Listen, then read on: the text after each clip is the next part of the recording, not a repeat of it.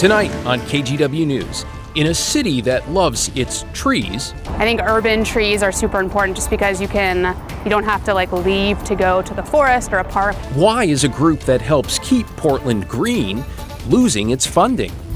Plus, a lot is a blur after we found out it was Dan that been touched. The victim's parents take the stand in the trial of a romance novelist accused of killing her husband. And later, why some Oregon families of those who died from COVID are suing the state. Your news starts now.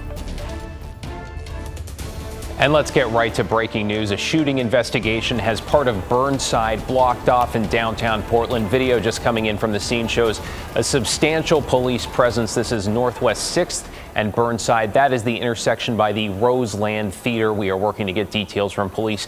We can tell you this is one of 3 shootings in just over 2 hours tonight in Portland. No word on how many people were hurt. We'll keep you updated if we learn more. Now let's get to our top story. I was just overwhelmed with excitement. Oregonians react to a historic moment for women, for lawyers, public defenders, and for the U.S. Supreme Court. Ketanji Brown Jackson will be the first black woman in American history to join the High Court. Good evening. Thanks for joining us. I'm David Mulco. After being confirmed by the Senate today, Judge Jackson, soon to be Justice Jackson, will make remarks Friday from the White House. And tonight, Marcelyn Burke, the dean of the University of Oregon Law School, spoke to us about how much Jackson's confirmation means to her as a lawyer and a black woman. And she said it's important for the country to have a Supreme Court that reflects and represents its people. This is I think it's a more legitimate body and one in which can really grapple with the issues of today.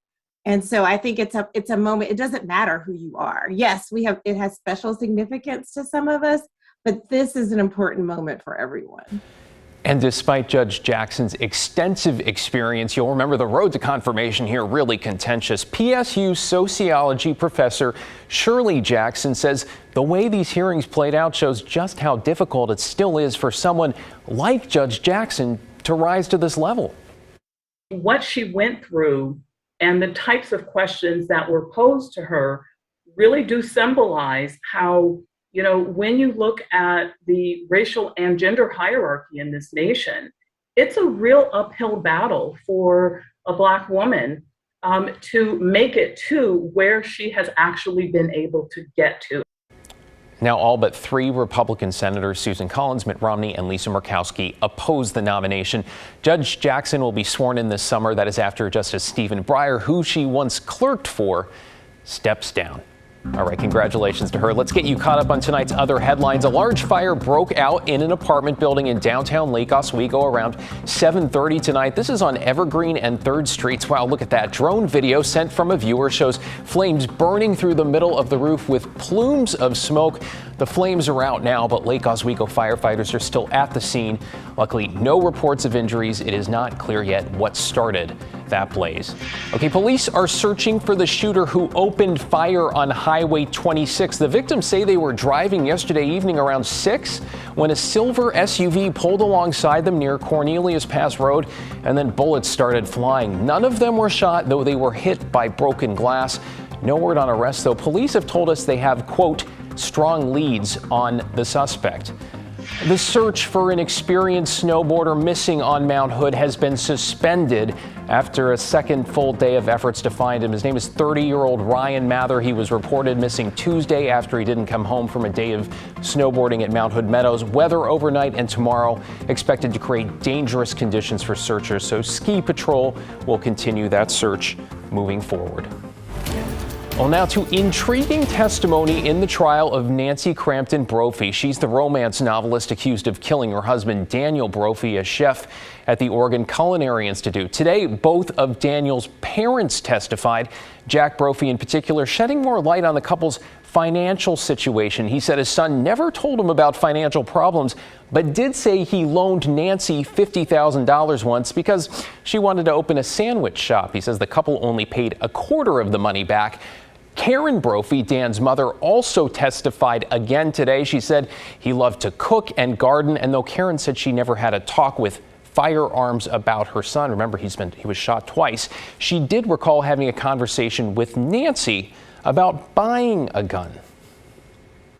Oh, I don't know.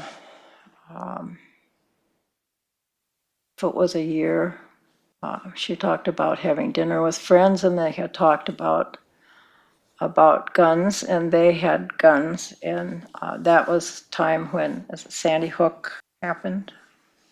I don't remember what year that was, but it was when some of those bad mass shootings were in the news a lot, that she said, well, maybe we should consider that.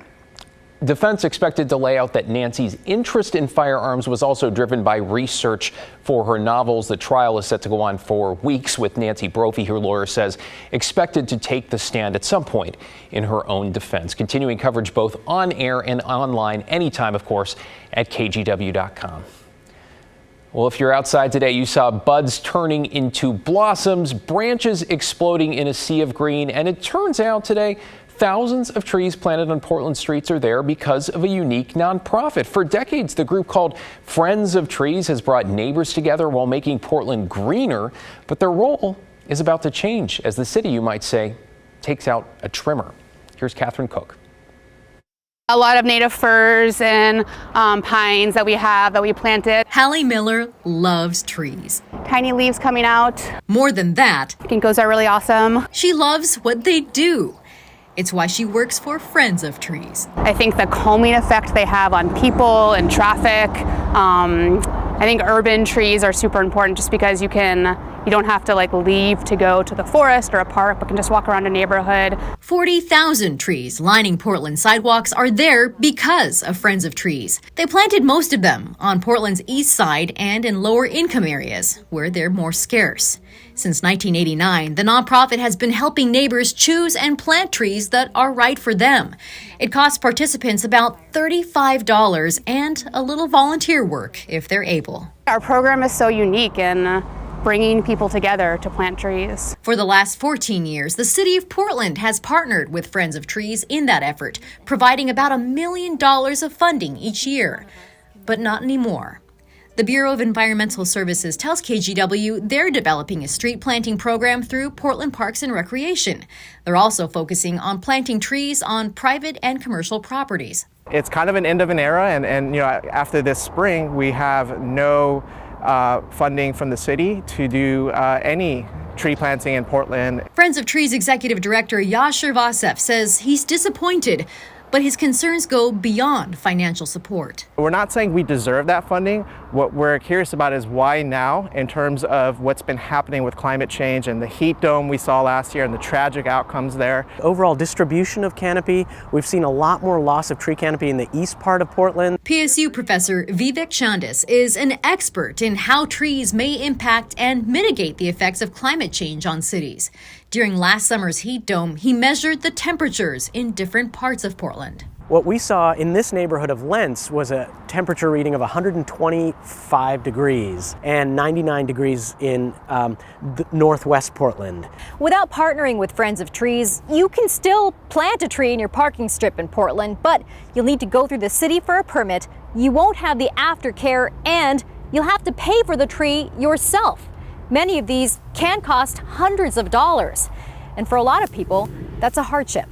We just encourage the city to actively continue pursuing partnerships with community organizations that activate the community. For now, Friends of Trees will continue working with other communities outside of Portland, where they still have contracts, communities where many of these trees will soon find homes. It's been fun to watch that one grow. In Northeast Portland, Catherine Cook, KGW News. A permit to plant a tree. Okay, we are less than 6 weeks away until primaries in Oregon, and you've probably seen the election ads because, let's face it, political races already heating up. A big one in Portland is the race for Council Position 3.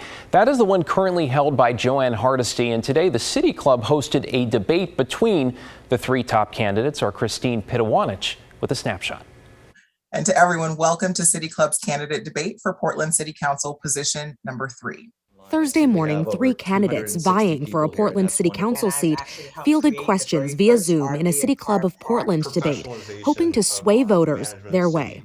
Our government has been dysfunctional for too long. Portland is facing an historic threat to its livability.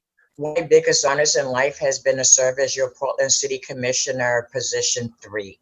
Here's a quick snapshot of who they are. Renee Gonzalez is an attorney who owns a legal and consulting practice. Vadim Ozierski is an administrative law judge who focuses on disability law and advocates for immigrant and refugee communities. Joanne Hardesty is the incumbent. She's the first Black woman elected to city council, a veteran and civil rights leader. They are a part of a group of 11 people running for city council position 3 in the city of Portland. A number of topics were addressed. One of them, the lack of affordable housing. We have to stop driving away small landlords. I think we should let the developers do the private market, and the city should be focused on making sure that workers and low-income people are able to thrive and prosper within the city of Portland. We're at a point where in about 5 years, we will have another housing crisis because we don't have enough in the pipeline. We need to bring to the table developers, housing advocates, home builders, and see what we can do to iron this out. Another big issue, crime.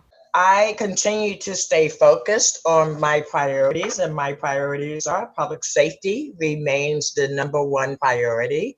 That's why I created Portland Street Response, to create a non-law enforcement response to people suffering on our street. So we need to reform and rebuild the police. You have to heed the calls of individuals. We must end what some have called the defund police culture that makes it so difficult to recruit and retain quality officers. Christine Pitawanich, KGW News.